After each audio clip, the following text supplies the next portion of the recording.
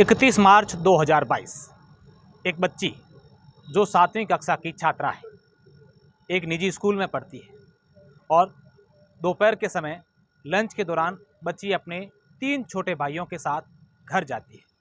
खाना खाने के बाद भाई थोड़े पीछे रह जाते हैं और ये बच्ची पहले स्कूल पहुंच जाती है।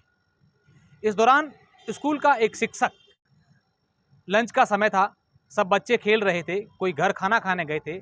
इस दरमियान यह बच्ची अपनी कक्षा में जा रही थी तो उस शिक्षक ने इस बच्ची को देख लिया। इसे अकेली पाकर उसे अपने कमरे में बुलाया और फिर इसके साथ गलत काम किया। बच्ची ने विरोध भी किया, चिल्लाई, लेकिन उस दौरान स्कूल परिसर में और कोई नहीं था, उस कमरे में और कोई नहीं था। इस बच्ची के साथ गलत काम किया गया। इस पूरी घटना के बाद बच्ची जब घर गई तो उसके परिजनों को बताया कि मेरे साथ मेरे शिक्षक, जो शिक्षक एक गुरु होते हैं, उन्होंने मेरे साथ ऐसा किया है, जिसका नाम उस्मान खान है। इसके बाद इसके परिजनों ने पुलिस में रिपोर्ट दर्ज करवाई, पुलिस में मामला भी दर्ज हो गया, उस उस्मान खान को गिरफ्तार भी कर लिया गया है और फिलहाल उस्मान खान न्यायिक अभिरक्षा में है, यानी जेल में है।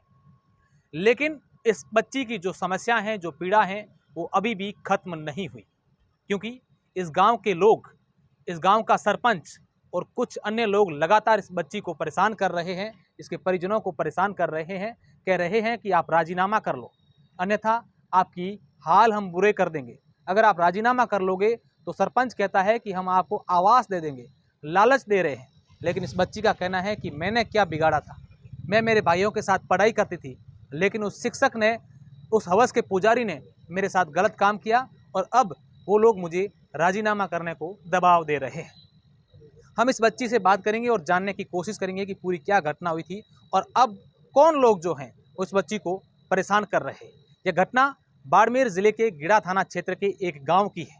वाकई में इस प्रकार की घटनाओं को समाज के सामने, प्रशासन के सामने, नेताओं के सामने, सरकार के सामने लाने की ज़रूरत है कि इस प्रकार के हवस के पुजारी जो हैं, अन्य किसी इस प्रकार की बच्चियों के साथ ऐसी घटनाएं नहीं करें।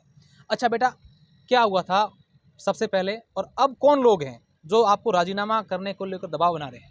मुसलमान और गांव के सरपंच वो कह रहे हैं कि आप राजीनामा कर लो तो फिर आपको आवास दे देंगे, कि केस वापस ले लो। हमने बोला हम नहीं लेंगे, तो हमारे को बोल रहे हैं कि केस वापस ले लो, ऐसे बोल रहे हैं। स्कूल में मेरे साथ गलत काम किया था 31 तारीख ने।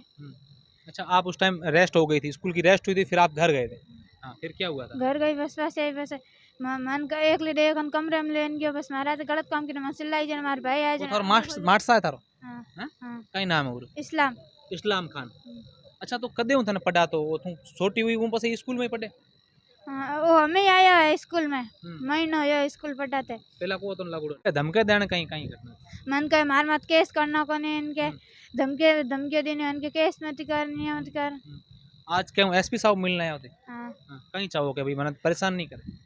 मैं एसपी साहब ने कहना चाहो कि मन परेशान नहीं करे, जमानत नहीं होनी चाहिए, पूरी जमानत नहीं होनी चाहिए।